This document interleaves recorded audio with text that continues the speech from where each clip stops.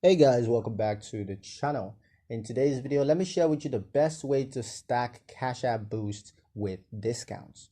All right, so the best way to stack Cash App Boost with discounts, this is to combine them with existing merchant promotions. You want to use Boost at stores that already offer sales, royalty rewards, or coupons so that the discount applies after the sale price. Avoid attempting unsupported stacking methods that could void the boost.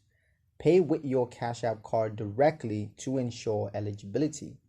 Stacking boost works best when planned ahead, turning routine purchases into layered savings without additional effort or risk.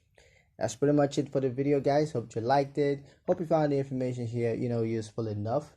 If you did, like, comment, share, and subscribe for more helpful financial insights. Thank you guys for watching, and I'll see you in the next one.